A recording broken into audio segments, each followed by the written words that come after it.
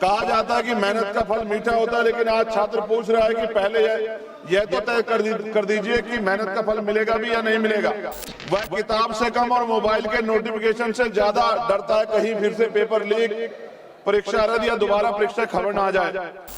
सरकार कहती है सब नियंत्रण में, लेकिन अगर ऐसा है तो बार बार व्यवस्था विफल क्यों हो रही है।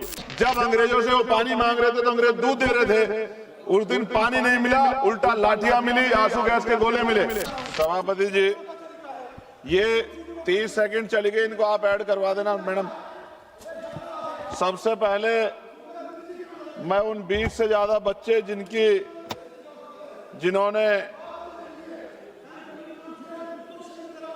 आत्महत्या की,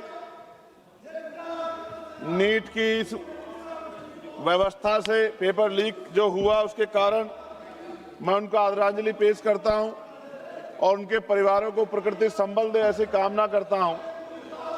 और जब मैं बात शुरू कर रहा हूं तो ये कहूंगा कि अच्छा लगेगा अगर देश के प्रधानमंत्री उन बच्चों को के परिवारों को बुला के संबल दें, उनके दुख को सुने। सभापति जी, आज देश का छात्र पूछ रहा है क्या उसकी सफलता उसकी मेहनत तय करेगी या पेपर लीक गिरोह। कहा जाता है कि मेहनत का फल मीठा होता है, लेकिन आज छात्र पूछ रहा है कि पहले यह तो तय कर दीजिए कि मेहनत का फल मिलेगा भी या नहीं मिलेगा। वह किताब से कम और मोबाइल के नोटिफिकेशन से ज्यादा डरता है कहीं फिर से पेपर लीक, परीक्षा रद्द या दोबारा परीक्षा खबर ना आ जाए।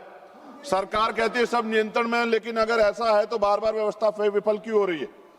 परीक्षा देने वाले छात्रों की पहचान आधार, बायोमेट्रिक और कई स्तर की जांच से होती है, फिर भी प्रश्न पत्र सुरक्षित नहीं रह पाता। यदि लाखों छात्रों की पहचान सुरक्षित की जा सकती है तो प्रश्न पत्र की सुरक्षा क्यों नहीं की जा सकती। पिछले कुछ वर्षों में NEET, UGC NET, CUET, JEE, UP में UP police constable, UP PCS, UP TET के पेपर लीक हुए हैं और तकनीकी गड़बड़ी, परीक्षा रद्द, मूल्यांकन विवाद और ओएमआर और स्कैन कॉपी से जुड़ी शिकायतों ने लाखों छात्रों का भविष्य बर्बाद किया।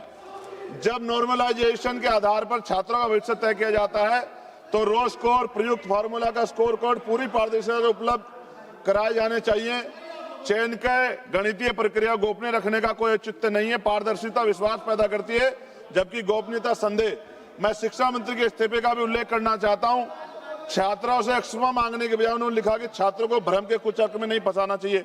मैं पूछना चाहता हूं, भ्रम में छात्र हैं या बार बार विफल होने वाली व्यवस्था।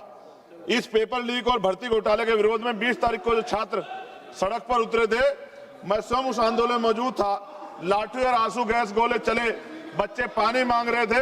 उन्हें देखकर मुझे शहीद आजम सरदार भगत सिंह जी की भूख हड़ताल याद आई। और मेरे आज भी याद है, जब अंग्रेजों से वो पानी मांग रहे थे तो अंग्रेज दूध दे रहे थे, उस दिन पानी नहीं मिला, उल्टा लाठियां मिली, आंसू गैस के गोले मिले।